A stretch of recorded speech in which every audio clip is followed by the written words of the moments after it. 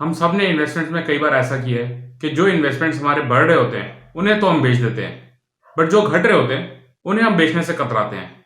We do not like taking losses in our portfolio.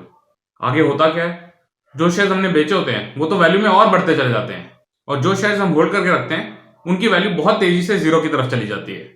ये तो सिर्फ एक एग्जाम्पल था of many such biases that we investors have while investing. तो इसका तोड़ क्या है? वेल, एक ऑप्शन ये है कि आप कुछ रूल्स के बेसिस पे इन्वेस्टमेंट्स कर सकते हैं, keeping out all your behavioural biases.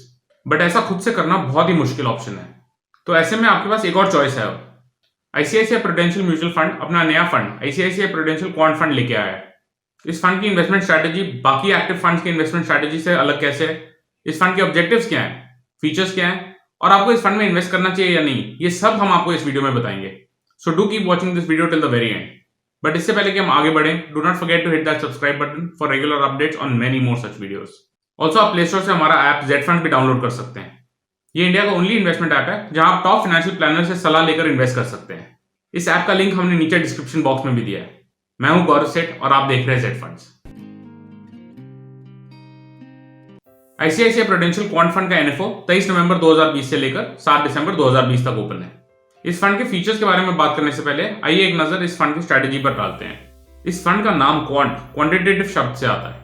जैसे मैंने इस वीडियो के इंट्रोडक्शन में भी बताया था, इस फंड का काम है ह्यूमन इंटरवेंशन को कम करना और जो बिहेवियरल बायसेस हैं उनको हटा देना। ये करने के लिए the fund uses some quantitative models for investing. इस फंड का काम है रेलेवेंट स्टॉक्स को सिलेक्ट करना on the basis of some predefined parameters. तो चलिए देखते हैं ये प्री डिफाइंड पैरामीटर्स क्या होंगे और इस फंड का इन्वेस्टमेंट का प्रोसेस क्या होगा। सबसे पहला तो जो इस फंड का यूनिवर्स है वो BSE 200 इंडेक्स है, यानी जो टॉप 200 मार्केट कैप वाले स्टॉक्स हैं उन्हीं में से चूज किया जाएगा इस फंड का पोर्टफोलियो। नेक्स्ट, इन 200 शेयर्स पर एक स्क्रीनिंग का प्रोसेस यूज किया जाएगा। इस स्क्रीनिंग का फर्स्ट स्टेप होगा नेगेटिव स्क्रीनिंग। नेगेटिव स्क्रीनिंग का मतलब जो स्टॉक पैरामीटर्स को बिल्कुल भी मीट नहीं करते, ऐसे 30 स्टॉक्स को बिल्कुल कंसिडरेशन से हटा ही दिया जाएगा। The next step will be to select companies from the remaining 170 stocks on the basis of certain macro, fundamental and technical parameters. अगर मैं आपको हर एक का एग्जांपल दूं, तो मैक्रो इंडिकेटर्स यानी जैसे कि market cap to GDP ratio या फिर करेंसी मूवमेंट। अगर हम फंडामेंटल पैरामीटर्स की बात करें तो price to earnings, price to book या डिविडेंड यील्ड जैसे रेशियोज जो है वो फंडामेंटल पैरामीटर्स में आते हैं। और लास्ट में technical indicators such as moving averages या RSI, MACD एटसेट्रा।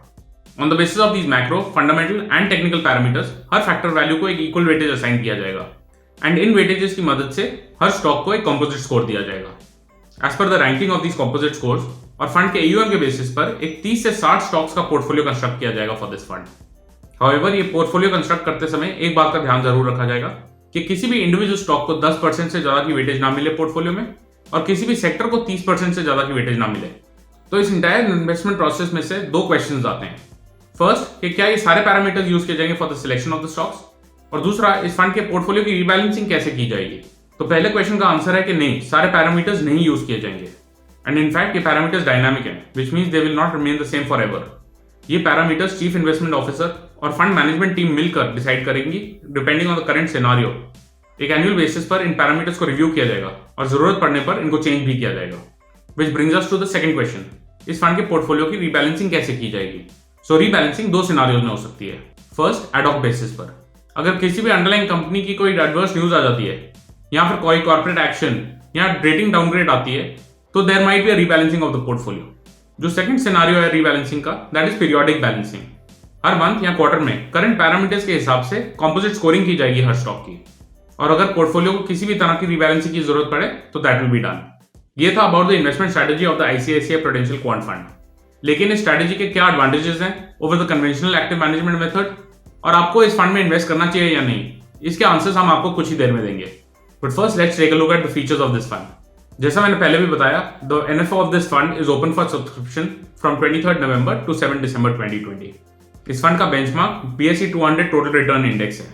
इस फंड में इन्वेस्टमेंट अगर आप लमसम मेथड के थ्रू करना चाहें तो जो मिनिमम इन्वेस्टमेंट अमाउंट रिक्वायर्ड है वो 1000 रुपए की है। इन case you prefer the SIP method तो आप 100 रुपए की इन्वेस्टमेंट से भी स्टार्ट कर सकते हैं। मोस्ट इक्विटी फंड्स की तरह इस फंड पर भी रिडेम्पशन पर कुछ एग्जिट लोड्स लगते हैं। अगर आप अपने यूनिट्स परचेज के 3 महीनों के अंदर अंदर बेच देते हैं तो उस पर आपको 1% का एग्जिट लोड लगेगा। If you hold your units for more then 3 months कोई भी एग्जिट लोड नहीं है। चलिए अब इस फंड में जो गेन्स होंगे उन पर एप्लीकेबल टैक्स रेट्स की बात करते हैं। क्योंकि ये फंड प्रिडोमिनेंटली इक्विटीज में इन्वेस्ट करेगा तो इस पर जो टैक्स रेट्स लगेंगे वो इक्विटी के हिसाब से ही लगेंगे। अगर आप अपने इन्वेस्टमेंट परचेज के 1 साल के अंदर अंदर बेच देते हैं तो इस पर आपको short term capital gains tax लगेगा, which is at the rate of 15%। In case you hold your units for more than 1 year from the date of purchase, आपको इस पर long term capital gains tax लगेगा, which is at the rate of 10%। But ध्यान रहे, ये 10% भी आपको तभी लगेगा if your total capital gains in 1 financial year is more than 1 lakh rupees. चलिए अब लास्ट में बात करते हैं आईसीआईसीआई प्रूडेंशियल क्वांट फंड की सुटेबिलिटी के बारे में। क्योंकि ये फंड अपने एसेट्स प्रेडोमिनेंटली इक्विटीज में इन्वेस्ट करेगा तो इस पर रिस्क फैक्टर तो हाई है। हाउएवर ये फंड एक बहुत ही यूनिक मेथड फॉलो करेगा for investing, which is based on certain rules. जैसा हमने समझाया, कुछ क्वांटिटेटिव पैरामीटर्स यूज किए जाएंगे for selection of the stocks, पर साथ ही साथ ह्यूमन इंटरवेंशन कंप्लीटली नहीं हटाई गई। जो पैरामीटर्स की सिलेक्शन होगी that will be done by the fund manager and his team based on the current economic scenario.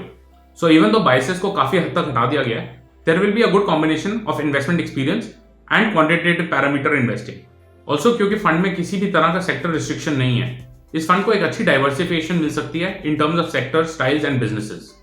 ये फंड उन इन्वेस्टर्स के लिए सूटेबल है जो कि एक लॉन्ग टर्म कैपिटल एप्रिसिएशन ढूंढ रहे हो through a systematic investment process.